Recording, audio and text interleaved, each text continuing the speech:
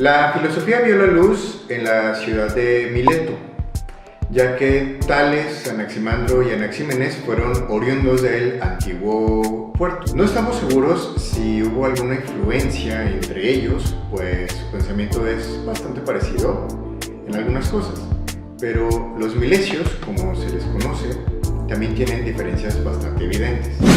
La primera similitud es su inspiración de Oriente. La forma de ver el mundo de los milesios tenía convergencia con la de los fenicios, con la de los egipcios, con la de las civilizaciones indoiranias. Incluso sabemos que llevaron a Grecia inventos y saberes de estos pueblos. Por ejemplo, el teorema de Tales pues, viene de Egipto, y Anaximandro llevó un instrumento a Grecia que se llama el gnomón, que utilizaban los babilonios.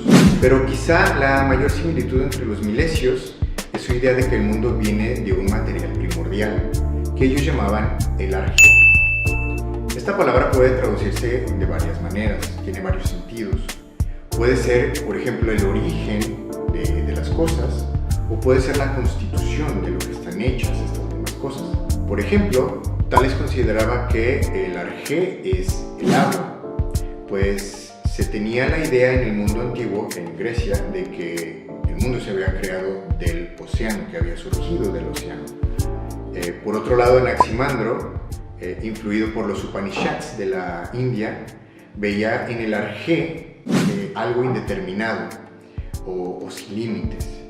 Por otro lado, Anaxímenes hacía una síntesis de lo que pensaban los otros dos. El material primordial, el arjé, es un elemento, pero también es bastante indeterminado, no tiene límites. El aire, que tal cual no es el aire, es algo más bien como un vapor. Pero a partir de aquí vienen las diferencias entre los tres milesios.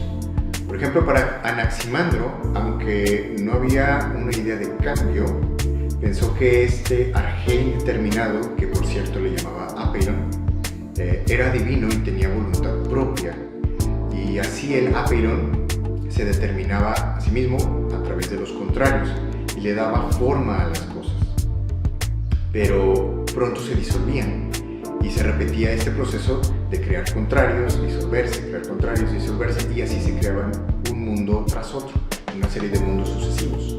Para Anaxímenes, al contrario de Anaximandro, sí hay una idea del cambio. Su aer puede presentar diferentes estados dependiendo de la condensación del vapor, por lo que el aer crea los otros elementos, al agua, a la tierra, etc. Esta idea es fundamental, pues presenta la diferencia entre la materia y sus estados. Aunque bastante delimitados, los milesios nos han dado los primeros esfuerzos de entender el mundo, aunque todavía están permeados por la tradición, como las ideas ilozoístas, donde se considera que las cosas son poseedoras de una voluntad o de un alma. No logran totalmente la ruptura con la tradición, con las formas también de transmitir las ideas de los poetas y los aedos de esa época. A pesar de ello, hay grandes sorpresas dentro de los milesios. Por ejemplo, pensamos que la idea de la evolución es una idea moderna, es propia de la época moderna, pero no. Anaximandro sospechó que, dadas nuestras condiciones como seres humanos, nuestras características, es imposible que hayamos sobrevivido así por siempre. Entonces él pensó que en algún punto de nuestro pasado fuimos un animal acuático, que después evolucionó en lo que hoy somos, los seres humanos. Dejemos Mileto y vayámonos a la ciudad cercana de Samos, cercana a Mileto. Aquí nació Pitágoras, quien llevó la filosofía a lo que conocemos como la Magna Grecia o Italia actualmente, específicamente en la ciudad de Crotona. Pitágoras y sus discípulos son muy enigmáticos.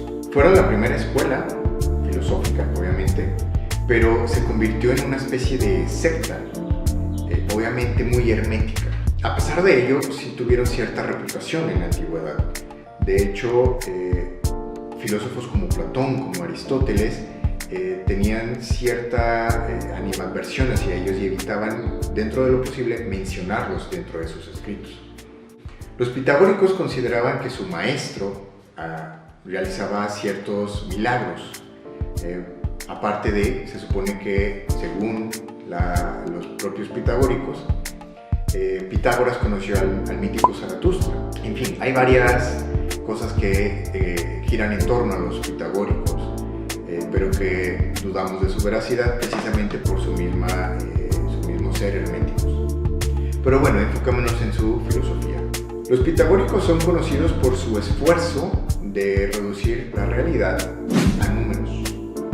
Eso tiene sentido dentro de sus creencias, pues la armonía era una de las bases de sus prácticas, junto a la búsqueda de la verdad y a la purificación. Las matemáticas, por lo tanto, podían dar cuenta de la armonía de este cosmos. El cosmos, de hecho, ya representa que hay un orden dentro del universo. En otras palabras, representaba la perfección, las matemáticas. Esto los llevó, como acusó Aristóteles, a ajustar la realidad a sus ideas y no al revés, las ideas a la realidad. En fin, esto se debió a que los pitagóricos no lograron comprender el verdadero sentido abstracto de los números. La filosofía continúa su viaje por Crotona, de donde es también Alcmeón. Aunque vivió por las mismas épocas y en la misma ciudad que los pitagóricos y comparten ciertos elementos, hay cosas que los distinguen totalmente. Lo primero que hay que destacar de Alcmeón es su formación como médico, lo cual determina su forma de pensar. Sostenía que el ser humano es diferente a los animales porque los seres humanos tienen una capacidad de comprender el mundo, no nada más de sentirlo. Y nos distinguimos de los dioses en que los dioses pueden acceder al conocimiento absoluto y nosotros estamos limitados a lo que podemos percibir. En términos fisiológicos, tuvo un gran avance para su época, pues sostuvo que es el cerebro el órgano que recibe todos los datos sensoriales que le transmiten los sentidos, y no el corazón como se pensaba en la época y tiempo posterior a Alcmeón. Bueno, como hemos visto hasta aquí, estos son los primeros filósofos. Tienen ciertos avances en cuestiones racionales, aunque de todas maneras se siguen apegando a la tradición y a las explicaciones y a la forma de expresarse un tanto poética. Vamos a ver en el próximo material a los filósofos más abstractos, más complicados, que ya se meten en la metafísica y en la ontología, tales como Heráclito y Parménides.